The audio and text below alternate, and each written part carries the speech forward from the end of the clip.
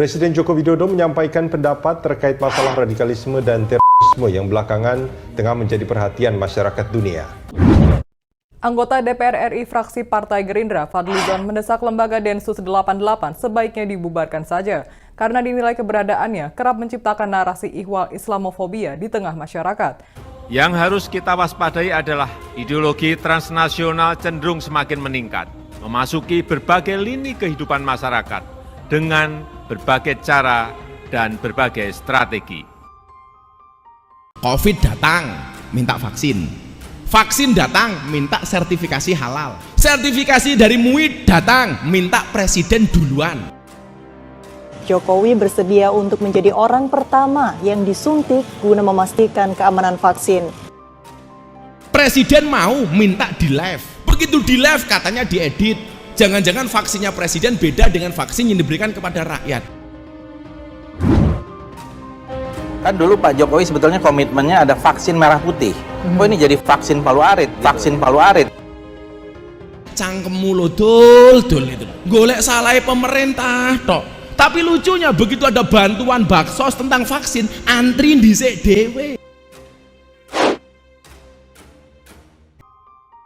Berikan masukan kepada pemerintah, dalam hal ini Presiden Jokowi. Maka hari ini saya sampaikan di depan Pak Gubernur, kalau ada ASN di Jawa Tengah, boh itu guru atau yang lainnya, dia berpandangan khilafah, saya sarankan kepada Pak Gubernur, ganti, copot, pecat.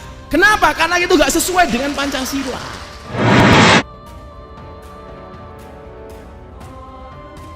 ASN masih ada yang berpaham khilafah. Di antara khilafah ada termasuk tatbikus syariah. Anda salah. Arab Saudi itu bentuknya kerajaan tapi bukan khilafah. Saya pastikan di dunia hari ini gak ada satupun negara yang sukses dan hari ini eksis dengan menerapkan konsep khilafah. Kita bisa berdebat soal itu. Amaliyahnya Ahlus Sunnah, tapi pandangan politiknya adalah Pancasila. Beran negaranya adalah Pancasila. Yang pertama. Kalau ketuhanan yang Maha Esa masih berperan di hati kami, semuanya melekat pada diri kami, maka kita wajib menghormati nilai-nilai Hari Kesaktian Pancasila. Pola beragamanya Ahlus Sunnah, tetapi pandangan bernegaranya khilafah. Dan ini yang paling menipu. Sebenarnya yang paling ideal tinggal di Indonesia siapa? Ahlus Sunnah dan dia Pancasila. Dan yang paling menipu adalah Ahlus Sunnah, tetapi pandangan politiknya adalah khilafah. Jadi kalau konsep khilafah, saya mengatakan saya setuju dengan Kiai Ma'ruf Amin. Konsep khilafah di Indonesia bukan ditolak, tapi tertolak. Maka dalam sejarah Ahlus Sunnah, dalam politik Ahlus Sunnah, gak ada istilah melawan dengan pemerintah yang sah, apalagi menjatuhkannya. Apa yang kita lakukan? Pemerintah benar, kita dukung. Pemerintah salah, kita kritik. Tentunya mengkritik dengan cara yang baik. Hari ini banyak orang kemudian pengen mau mengingatkan pemerintah, tapi dengan cara yang kurang baik. Kan dulu Pak Jokowi sebetulnya komitmennya ada vaksin merah putih. Kok ini jadi vaksin palu arit? Di musim pandemi seperti ini, orang takut mati itu menjadi tinggi. Seperti kata Presiden Jokowi kan, ini harus dibedakan. Ini mau menyuntikkan vaksin atau masih mau uji coba, itu beda. Seperti ini kita harus manut dengan pendapat ahli. Ikutlah pendapat ahli, jangan ikut-ikutan orang yang ahli berpendapat. Dalam akun Twitternya Fadlizon, ia menulis, di hari-hari menjelang 50 tahun, akhirnya saya terpapar COVID-19. Mohon doanya. Berdoalah kepada Tuhannya corona, supaya corona segera dihilangkan. Jangan gara-gara corona kita kehilangan Tuhan. Hari ini banyak orang kemudian pengen mau mengingatkan pemerintah, tapi dengan cara yang kurang baik. Mereka melaporkan saya dan berkata bahwasanya Habib Bahar telah menghina Jokowi dengan sebutan Presiden Banci. Habib Bahar berkata Jokowi adalah pengkhianat bangsa. Sosoknya Habib, zuriyahnya Kanjeng Nabi, wajib untuk dihormati. Tetapi perilakunya tidak harus ditaati. Sidang Bahar bin Smith dalam kasus penganiayaan sopir taksi online kembali dilanjutkan. Bahar mengaku memukul korbannya sebanyak 3 kali. Pasti ini politik. Jadi dan saya tetap berpendapat ya ini bagian dari kriminalisasi karena ditarget. Maka saya nggak mau ada istilah kriminalisasi Habib, nggak ada kriminalisasi ulama. Karena hukum itu yang dilihat bukan sosoknya, tetapi perilakunya. Kalau mau menegakkan hukum silakan, itu kan harus dibuktikan. Jangan-jangan itu juga rekaan, kan bisa saja. Kalau perilakunya salah, maka harus ada proses hukum. Sosoknya bisa siapa? Ya bisa Habib, bisa kiai, bisa pejabat. Demi Allah, semakin kalian berusaha membungkam mulut kami untuk menyampaikan kebenaran, semakin kami gaungkan dan kami teriakkan ini kebenaran. Orang non-Islam itu tidak melihat Quranmu, tidak melihat hadismu, tidak melihat kitab sucimu, tetapi orang non-Islam melihat akhlak dan perbuatan. Kalau kamu pengen mengatakan Islam ini agama yang baik, tunjukkan akhlak dan perbuatanmu yang baik. Sukses itu melalui banyak proses, bukan melalui banyak protes. Ketika acara terakhir saya dengan Pak Ganjar, kebetulan Pak Ganjar waktu itu nggak bisa hadir, nggak bisa rawuh karena ada Mbak Puan menerima Dr. Honoris Causa. Saya kaget. Ada seorang guru di Kudus yang mengatakan apa? Indonesia itu kalau mau baik menjadi negara seperti Arab Saudi yang menganut paham khilafah. Saya tanya sama dia, Bapak ASN? Iya. Bajunya seragamnya ASN. Waktu itu yang hadir ada Bu ya? ASN. Debat sama saya di atas panggung Pak. Anda ASN? Iya. Dari mana Anda punya data kalau Arab Saudi itu khilafah? Di sana kan dasarnya Al-Quran dan Al-Hadis.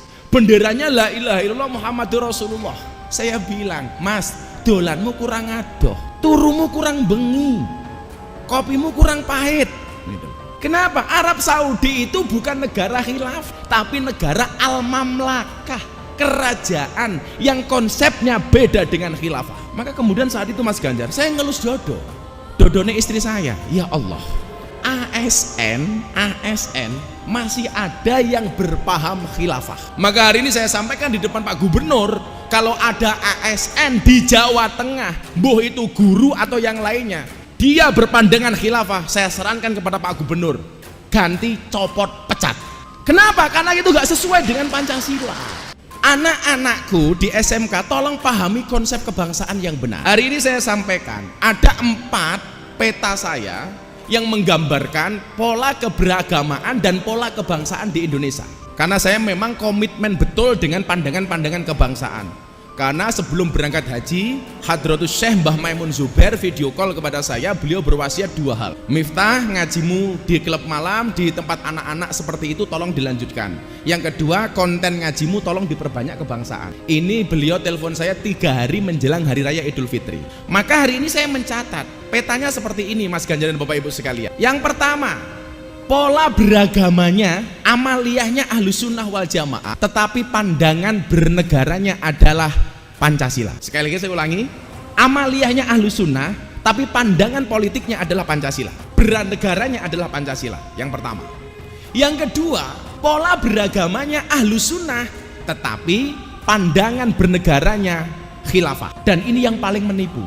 Kenapa? Karena amaliyahnya sama dengan kita, Pak. Amaliyah podo, tetapi pandangan politiknya berbeda. Kita Pancasila, kelompok ini khilafah. Dan ini ada di Indonesia. Kemudian yang ketiga, pola beragamanya Wahabi, tetapi pandangan bernegaranya Pancasila. Dan orang-orang seperti ini jangan kita musuhi. Kalau kemudian kita berbeda soal amaliyah, dibolehkan. Kita berbeda amaliyah dengan orang Wahabi, boleh. Orang Wahabi beda dengan kita, boleh. Yang nggak boleh itu saling menjelekkan. Maka semalam saya pengajian orasi kebangsaan. Saya punya acara Pak Ganjar namanya orasi, obrolan realita dan masalah hati. Ini saya sampaikan di kafe-kafe. Konsepnya ada kafe buka, saya nggak ngaji, saya datang saja dengan protokol kesehatan, dengan terbatas, saya sampaikan soal kebangsaan. Saya sampaikan, di Indonesia hari ini, kemudian ketika berbeda dianggap musuh. Tolong Anda orang Ahlus Sunnah jangan memusuhi orang Wahabi. Toh pandangan politik mereka masih Pancasila. Dan kita diperbolehkan untuk itu. Yang keempat, pahamnya Wahabi, beragamanya Wahabi, dan pandangan bernegaranya adalah khilafah. Kalau ini gampang banget untuk ditandai. Lah, sebenarnya yang paling ideal tinggal di Indonesia siapa? Ahlus Sunnah dan dia Pancasila. Dan yang paling menipu adalah nomor 2, Ahlus Sunnah tetapi pandangan politiknya adalah khilafah.